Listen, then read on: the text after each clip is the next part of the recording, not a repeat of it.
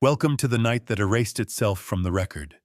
A night when the sky above eastern England turned into a mouth that swallowed sound light, and three men who believed they were only flying another mission.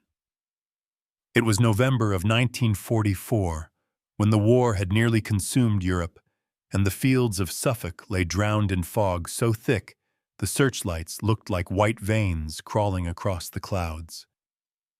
RAF Framlingham, a remote airfield carved out of cold mud and metal, stood restless under blackout orders, its barracks half asleep, its control tower breathing with static and cigarette smoke. Somewhere beyond that haze, three Mosquito reconnaissance planes took off into the dark, their propellers cutting through the mist like teeth through silk. They were part of Squadron 128 veteran pilots, exhausted men who had seen too much, and yet believed the night still obeyed reason. The radio operator logged their ascent, the hum of their engines, their voices steady at first clipped and professional, until a silence stretched longer than it should have. Then came the whisper that cracked the night open. "They're not lights. They're watching us." The signal cut out. For a long moment, no one moved. The radar screen pulsed a single green line across the dark, but no blip appeared. The officer in charge leaned forward, adjusted the dial, and heard only a low, slow static like breathing made of electricity. Then, somewhere on the edge of the base, every floodlight along the runway flickered to life, even though the generator was off, glowing against the fog, like ghosts trapped behind glass. Men swore they saw shadows moving in the distance, long and thin, pacing the airstrip as if waiting for something to land.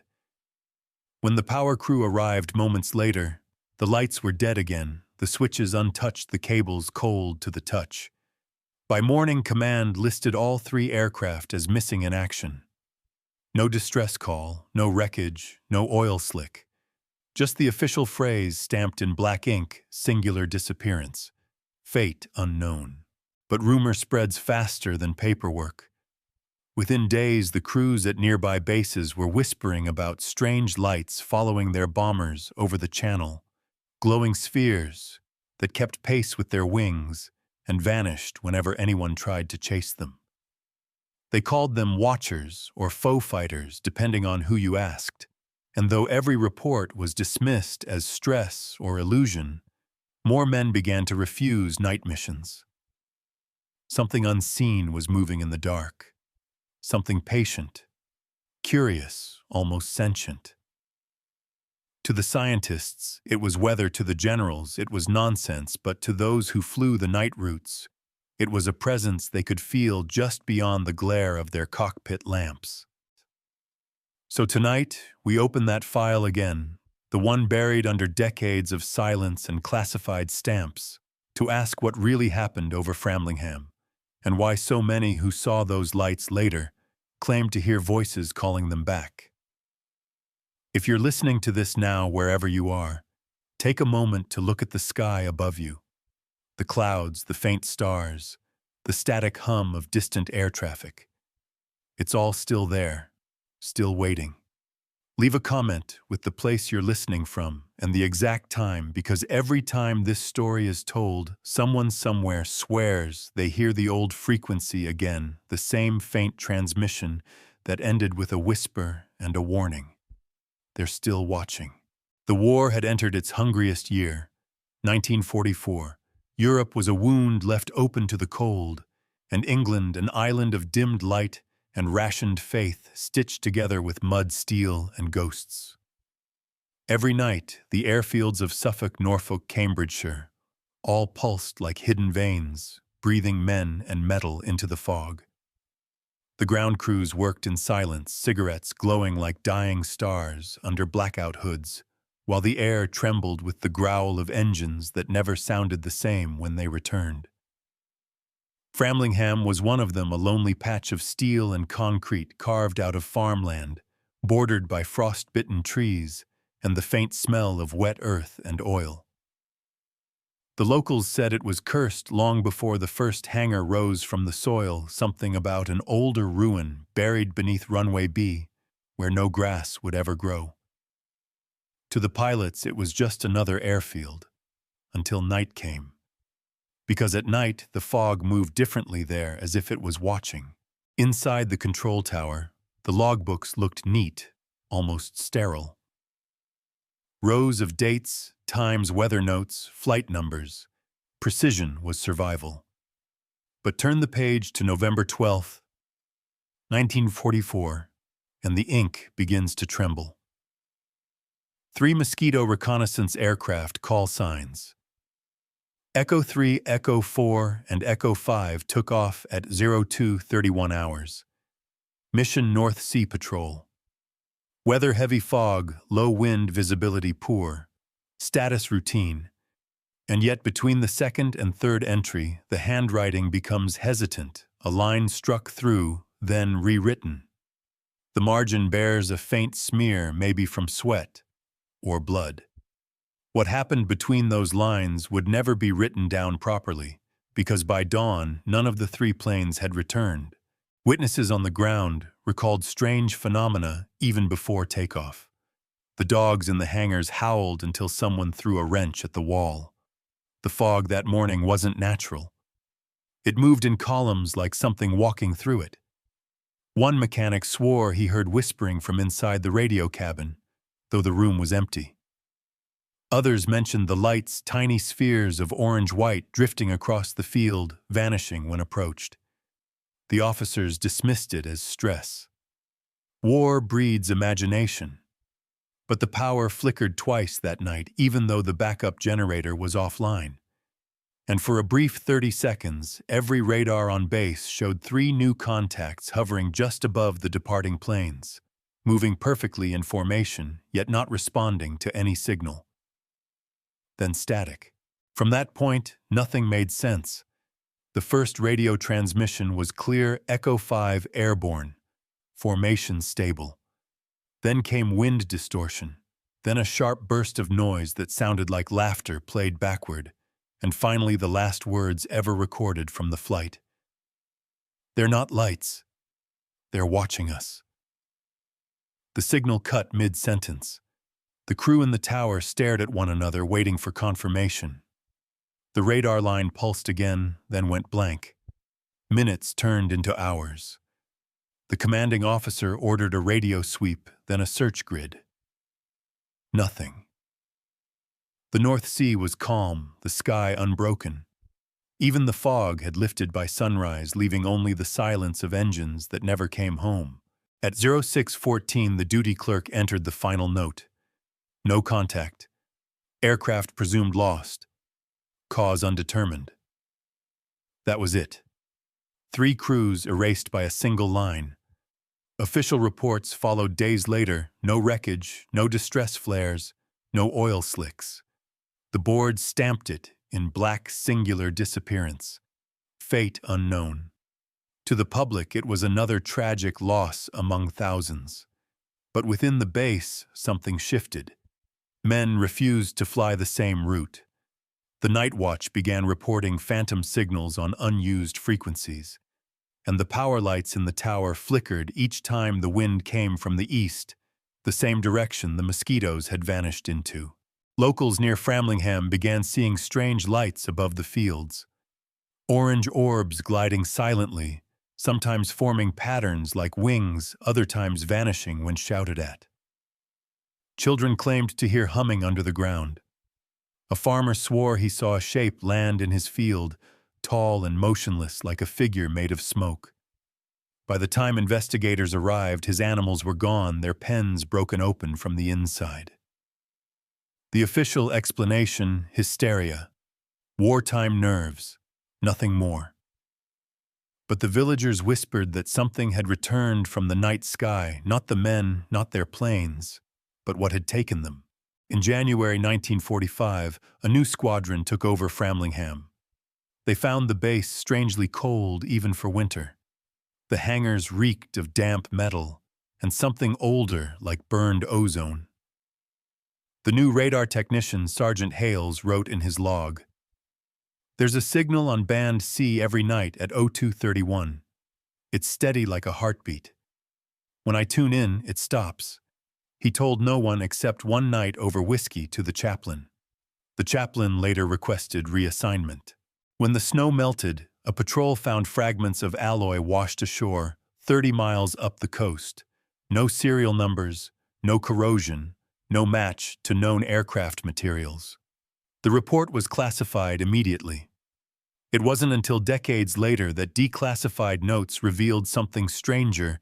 The alloy's internal structure had microscopic lattice burns, as if it had been heated and cooled in a vacuum not found on Earth. The official war diaries of Framlingham end abruptly in February 1945. The last entry simply reads, "Operations moved. Base decommissioned." But villagers say the tower lights still glow on foggy nights, long after the generators were dismantled. Some nights you can hear engines in the distance, the faint hum circling the fields, then stopping above you. There are those who claim the war didn't just leave ghosts behind, it opened something, a threshold, a wound in the sky that never quite closed. And if you stand in those fields at 2:31 in the morning, you might still see them, faint outlines of planes that never came home flying silently in formation, watched by something that never needed a warning to arrive. Before we go further, pause for a moment. Listen to whatever hum surrounds you, your fan, your wires, the sky above your roof. Every frequency has memory. Leave a comment below with where you're listening from and the exact time. Because sometimes when this story is told, that old transmission returns, the one that ended with a whisper only the wind remembers. They're still watching. They called it a routine patrol. 3 Mosquito aircraft, twin-engine ghosts slicing through the fog over the North Sea. The night was calm, too calm. Lieutenant Harris led the formation with Sanders and McGill behind a perfect triangle of discipline and steel. The sky above them was black as ink, unbroken. Only the ocean below glowed faintly silver under the moon, like a blade half buried in the dark. At 2:46, Sanders spoke first. "Visual contact, 12 o'clock high. Looks like lights." The radio hissed, then steadied. Harris leaned forward, squinting through the canopy. There were 3 of them, glowing circular, keeping pace at impossible speed. At first, they looked like reflections. Then they moved independently, deliberately crossing each other's paths in patterns too precise for nature. Could be Luftwaffe. Harris adjusted course. But even as he dove, the lights mirrored his motion like predators tasting his fear. McGill's voice cracked through the radio. "They're matching us, sir. Altitude 28,000. No heat trace. No metal." The instruments flickered. Compass spinning. The altimeter froze. Then came the smell, sharp metallic like ozone after lightning. The lights closed in. 3 glowing orbs, now bright enough to illuminate the wings. For a heartbeat, Harris saw his own plane reflected in something vast, translucent, a shape bending the air around it, alive and breathing. The static on the radio deepened, forming a low vibration that made the cockpit tremble. Sanders screamed, "It's right beside me." Then silence. Harris blinked, blinded by white. For a moment he thought he'd blacked out. When vision returned, the other 2 planes were gone. The horizon was gone. The sky itself had become wrong. The stars moved, slowly, rearranging themselves into a pattern like eyes opening one by one. Something vast and invisible pressed against his consciousness, not sound, not sight, but awareness. A feeling of being studied, measured. He tried to bank left. The control stick felt heavy, sluggish, as though moving through water. Then a shadow passed beneath him, enormous serpentine stretching for miles. It wasn't a craft, not even solid, but a distortion of everything around it, swallowing light. His radio came alive with whispers, his own voice delayed by seconds speaking words he hadn't said yet. Echo 5 returning.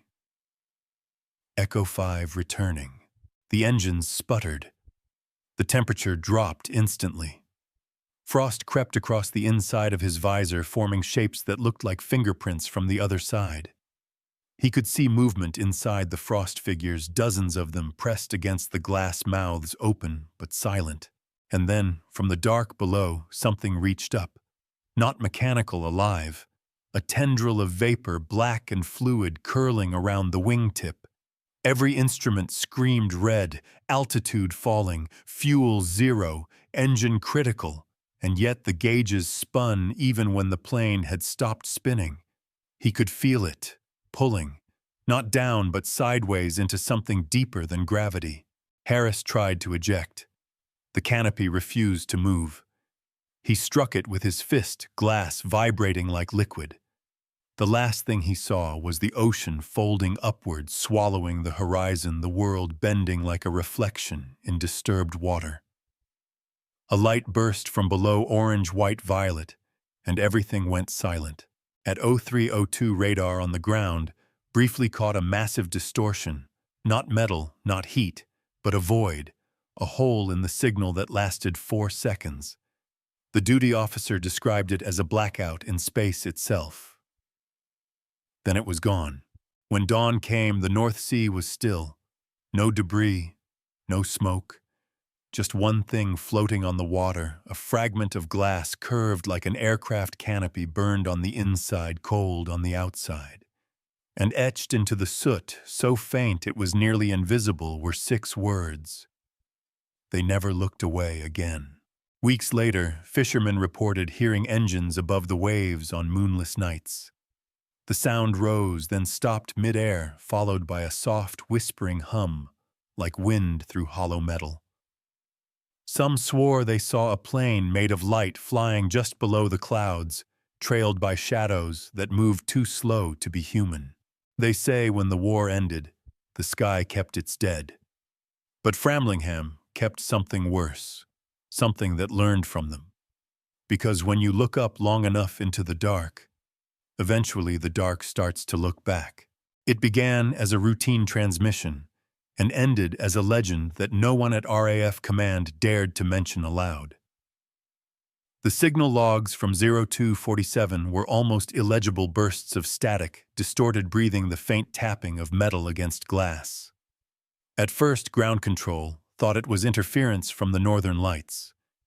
But no aurora ever hummed like a heartbeat. Captain Harris's aircraft call sign Echo 1 was the last to remain on radar. The other 2 mosquitoes had vanished into the mist somewhere over the North Sea. He was flying at 12,000 feet, visibility less than a mile, when his instruments began to pulse. Not flicker pulse like something alive beneath the panel.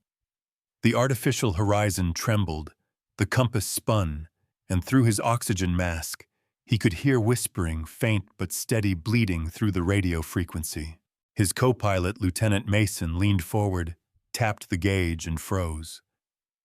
Outside the cockpit, just beyond the reflection of their own faces, something was gliding parallel to them, a shadow, without form, without edges, but moving with intention. Mason described it as a ripple in the night, like heat above a desert, but black. Harris tried to adjust the throttle, but the response lagged as though the plane were pushing against a wall of unseen pressure. At 0249, ground radar recorded the first anomaly, a second signature overlapping their own, identical in speed and altitude. Controllers assumed it was a ghost echo, until the signal began to follow the plane through every maneuver. Then came the voice. It wasn't human, but it wasn't machine either. The recording, still preserved in a locked archive, captures it for 3 seconds, a sound halfway between a sigh and a word. Almost tender, almost sad. Saying, "Listen." Every transmission after that line was corrupted, each pilot's voice fragmented into multiple overlapping tones, as if they were speaking from underwater. Then the cockpit lights dimmed. The stars vanished. The horizon disappeared into a velvet void so black it seemed to devour the plane's own reflection. Mason swore he saw movement in that darkness, something swimming through the sky. A tail, a limb, no. Something larger, something aware. Harris yelled to release flares, but when Mason reached for the lever, it wasn't there. The panel had changed, or maybe it never existed the way they remembered. At 02:53, Harris shouted over the intercom, "There's someone outside the glass." The recording crackled, then repeated his words, same tone, same breath, but from another voice. Outside, through the curved canopy, a shape was pressed against the surface. Not metal, not mist flesh that shimmered like mercury under the lightning. Its hands, if they were hands, left no prints, only a film of condensation that glowed faintly green. Then came the tapping. 3 slow knocks. Not desperate, not threatening. Measured, patient. Like it knew it had all the time in the world. After that moment, time unraveled. The altimeter stopped at 11,970 feet. The clock froze at 02:55. But both men kept breathing, kept whispering. The flight recorder captured phrases. "It's inside the clouds now." "No, it's wearing them." One final whisper. "It's looking at me through your eyes." Then static. Endless low, almost like a heartbeat slowing down. At dawn, a farmer near Alnwick saw the mosquito gliding silently over his field. No engine sound. No contrails. The plane descended smoothly like guided by invisible hands and landed belly first in the marshland without a crash. Search teams arrived an hour later. The craft was pristine, not a single bullet hole, no signs of ejection. Both seats empty. Parachutes untouched. The flight log opened to the page for November 12th. And here's where the official report ends, but not the story. Investigators found fingerprints on the outside of the cockpit glass. 12 arranged in a perfect circle. No smudges. No distortion. As though something had pressed its hands against the plane while hovering perfectly still in midair. When they tested for residue, the results were inconclusive. Part human oil, part unknown protein structure, something that shouldn't have existed in 1944. The radios inside the wreckage were all tuned to the same impossible frequency, 1947 MHz. A band that wasn't even registered until 1951. When one of the engineers accidentally turned the dial, he heard a faint melody, the same one Harris had hummed before takeoff, a lullaby from his mother according to the log. But no one else had ever known that tune. They sealed the aircraft within 24 hours, labeled it as a mechanical malfunction. But everyone who stepped inside reported the same thing, a whisper just before the silence. Listen. To this day, pilots who fly night routes over northern England speak of strange reflections on their wings. Shapes that move with them, not against. Radar echoes that hum like breathing. And sometimes when the sky is perfectly clear and the moon hides behind the fog, they hear tapping on the canopy. 3 times. And they remember what their predecessors never lived to tell, that not every shadow in the night sky belongs to the earth. Some are still out there waiting for the next plane to climb high enough to be seen. The fog had barely lifted when the retrieval crew arrived. The marsh was silent, too silent, as though the dawn itself refused to breathe. The mosquito stood there, nose half buried in the reed's wings, level propellers glinting with dew. No sign of fire, no sign of impact. Just stillness. A kind of peace that made the men uneasy. Flight Sergeant Donnelly, first on scene, recalled how he felt the air thicker than usual. Every breath came heavy, like the atmosphere itself was watching. He climbed the ladder to the cockpit and stopped. Inside, everything was frozen mid-action, one headset dangling logbook open to a half-written word pen still wedged between the pages. The smell was wrong, not oil, not smoke, something like wet iron and ozone, the scent of a storm that hadn't happened yet. The retrieval crew logged the discovery at 0742. Two missing crewmen, Harris and Mason. Both harnesses intact.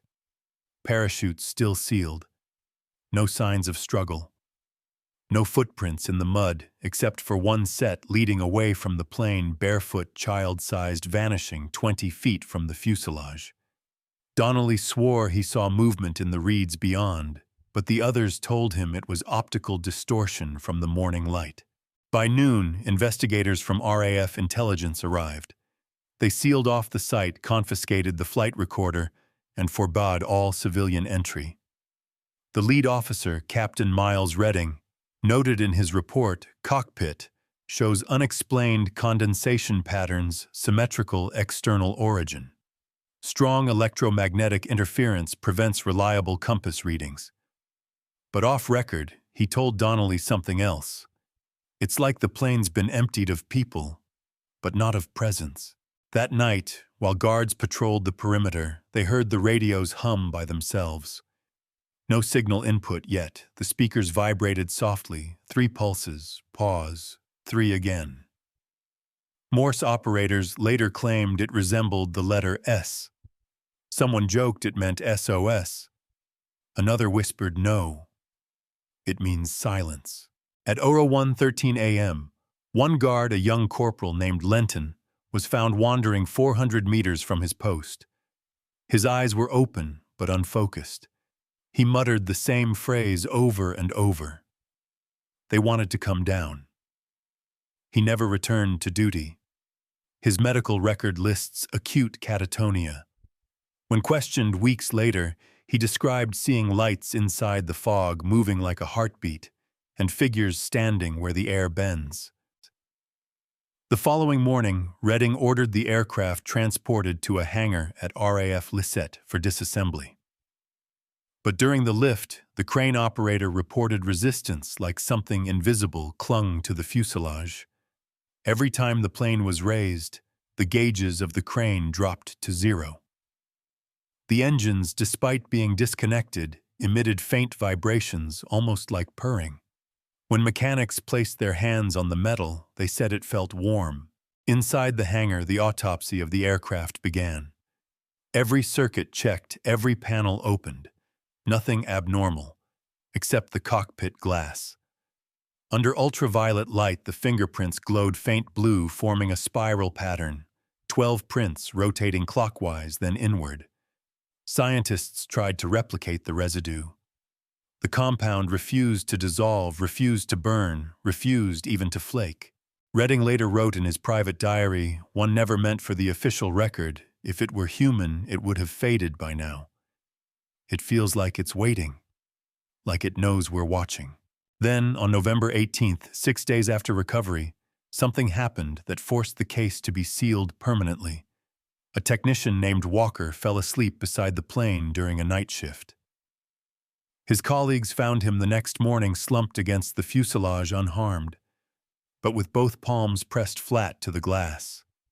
His skin bore the same glowing residue. His heartbeat was steady. His eyes, however, followed movement no one else could see. When they asked him what he'd witnessed, he smiled faintly and whispered, "They were never above us. We were inside them." After that night, no one volunteered to guard the wreck. Within a week, the aircraft was disassembled, loaded into 3 sealed trucks, and driven toward London. None of those vehicles reached their destination. Officially, they were redirected to alternate storage facilities. Unofficially, no one ever saw them again. Locals near the marsh said they heard engines in the sky for several nights after the removal, soft, rhythmic circling, low but never visible.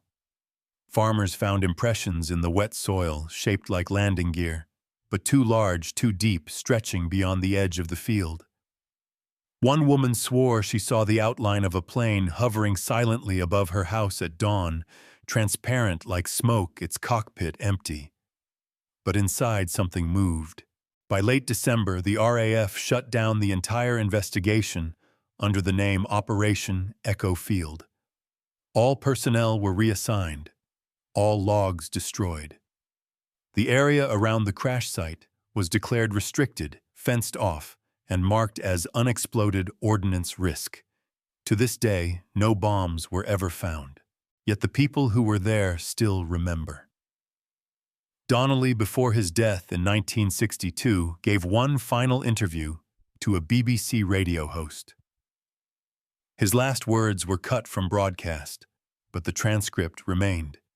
He said, "When you stare at the night sky long enough, it stares back." That field wasn't haunted, it was awake, and perhaps the most chilling note of all came from Captain Redding himself. His diary, recovered decades later from a sealed archive, ended mid-sentence. The shadows weren't following the planes. The planes were following them.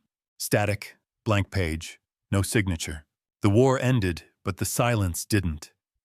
In the official RAF records, Echo Field was erased, its coordinates, blacked out, its files marked declassified, destroyed. But the whispers persisted. Pilots stationed in Scotland, Norway, and even as far as the Canadian coast reported strange echoes on night patrols. Same pulse pattern, same missing minutes, same word whispered through static. Listen. In 1952, during the Cold War surveillance expansion, British scientists testing new radar grids picked up a series of recurring signals over the North Sea. They came from an altitude higher than any known aircraft could reach at the time.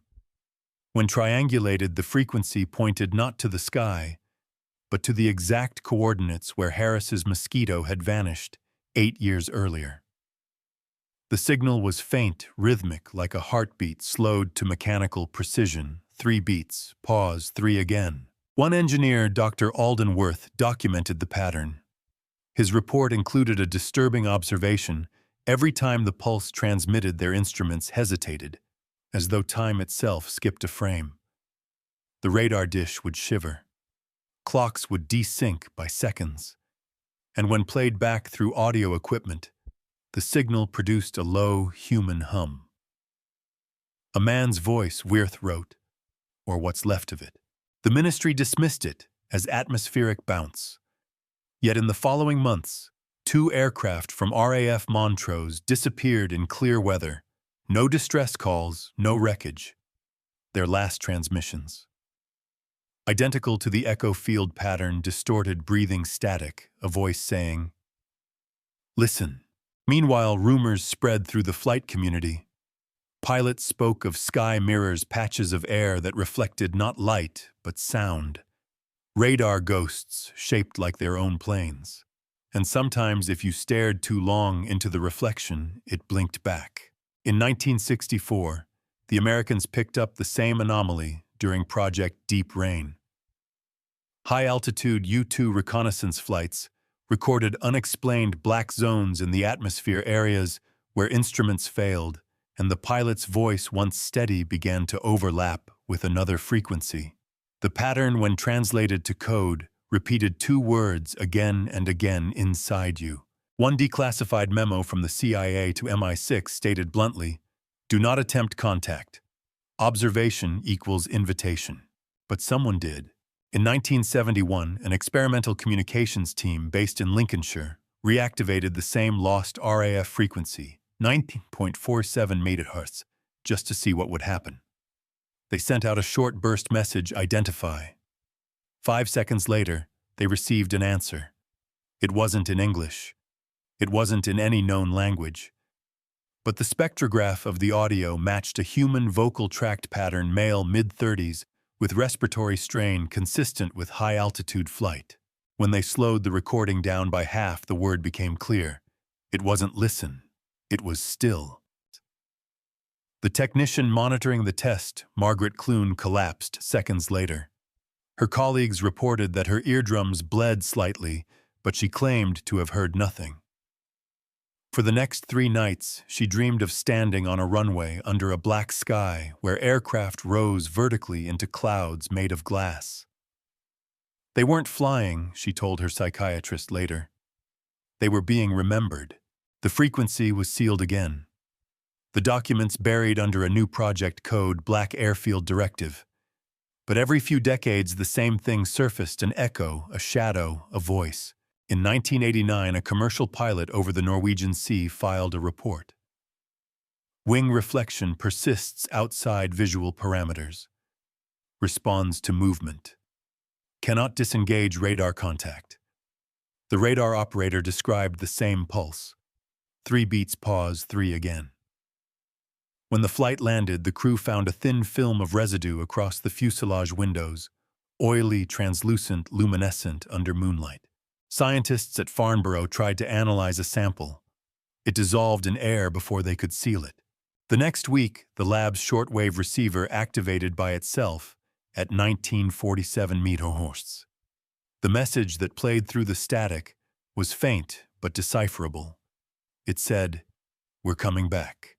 By the early 2000s, the legend of Echo Field became a whisper among aviation circles. New pilots laughed about it until someone mentioned the fingerprints. The pattern appeared again, this time on the outer glass of a Eurofighter cockpit, returning from a training exercise over the same stretch of sky. 12 prints, spiraling inward. Identical size, identical spacing. Air Traffic Command noted no radar anomaly, no missing time. Yet when they played back cockpit audio, they found a 10-second interval of silence replaced by breathing, slow, synchronized, 2 heartbeats out of sync with the pilot's own. And beneath it faintly a melody. The same lullaby from 1944. Historians have since searched the archives for any trace of Captain Harris's voice. The RAF claims no recordings exist. But deep in the Imperial War Museum's basement, a mislabeled reel was discovered in 2008, simply tagged, "Flight Recorder Unknown Origin."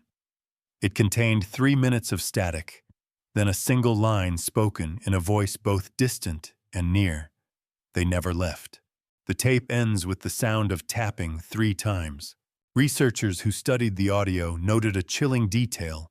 The waveform of the taps matched the electromagnetic pulse patterns of lightning storms, but inverted, meaning whatever made that sound was not reacting to thunder, it was creating it. And so the question remains, what if the sky itself isn't empty? What if every plane that disappears isn't lost but absorbed into something that remembers? Because sometimes late at night, when pilots look out and see their reflection ripple in the glass, it's not their face looking back. It's the memory of another pilot who never came home. And maybe, just maybe, that's why the airfields still hum long after midnight, when the wind dies and the radios come alive on their own. Not interference, not ghosts, just a voice ancient as the storm whispering through the clouds, "Listen, we're still here." They say the war ended, that the sky cleared, that peace returned. But how do you define peace when the air itself hums with ghosts? The airfields are gone now, swallowed by moss fog and the slow decay of years. But under that silence, something still breathes. Locals who walk near Framlingham at dusk say they can hear it, the low rumble of propellers that never touch earth, the whine of engines fighting an invisible wind. Farmers have dug up fragments of steel melted like candle wax, with serial numbers that don't exist in any archive. And sometimes, when the fog rolls in too thick, people swear they see shapes above the trees, planes that flicker in and out of existence, flying patterns only the dead would remember. Somewhere deep in the archives of the Royal Air Ministry lies a sealed file labeled Echo Field Unexplained Aerial Phenomena, 1944 to 1947. The reports are written in a tone that's both clinical and terrified. Auditory hallucinations consistent with radio feedback, one page reads, visual distortions during nocturnal sorties, but the language breaks down after page 30. Notes turn to fragments, handwriting slants, and ink bleeds as if the paper itself was shaking. One officer wrote, "They're not hallucinations, they're waiting." The file ends there. No closure, no conclusion, Just the word classified stamped over a name that's been blacked out. In 1962, a retired radar operator named Leonard Reeves moved back to the countryside near Framlingham. He told his daughter that the nights were never still. He'd wake up to the soft buzz of a frequency he couldn't trace, an old signal looping endlessly, whispering coordinates that led nowhere. Once he followed it. Through the fog, through the heathland, until he found what looked like a runway carved out of light hovering above the earth. He never spoke of what he saw at the end of it. A week later, he went missing. His car was found with the radio on, tuned to an empty channel static, humming in perfect rhythm like a heartbeat. Even now, pilots flying over Suffolk sometimes report phantom interference. Their instruments flicker, gauges spin, and radios pick up faint Morse patterns, ... SOS repeating every 13 minutes. When air traffic control checks the logs, nothing's there. The signal doesn't exist. Yet it returns, same time, same tone, like a wound in the air that never healed. Some say it's the last transmission from Echo 5 looping endlessly across decades. Others whisper that it's not a recording. It's a reply. The sky answering itself. And then in 2021, a meteorological drone caught something, 3 blips moving against the wind at 29,000 feet. Triangular formation. No transponders, no flight plan. The footage shows nothing but darkness. And then just for a second, a reflection, metallic, dented, streaked with frost, and a faint insignia half erased by time. Analysts enhanced the audio. Beneath the wind, a whisper surfaced. It wasn't English. It wasn't human speech. But when slowed down, the word echo emerged, drawn out, broken, trembling. The same sound recorded from a field microphone in 1944. The same voice that never stopped. Now at night, if you tune an old radio between stations and wait long enough, you might hear it too. That faint hum under the static, the pulse between the noise. Don't adjust the dial. Don't try to speak back. Just listen. Because what you're hearing isn't from the past, it's the sky remembering what it lost. Those pilots are still up there flying without horizon, trapped between time and silence in the endless loop of a mission that never ended. And every storm, every flash of lightning, every whisper of static is them calling home through a sky that forgot how to answer. Before you go, tell me, where are you listening from tonight? Are you near the coast? Somewhere the fog still clings to the earth? Because if you are, and you hear a faint signal calling your name, don't answer. Just turn off the radio. You've just listened to another classified file from Classified Chronicles. If you want to uncover what else the sky still remembers, subscribe and keep your lights dim.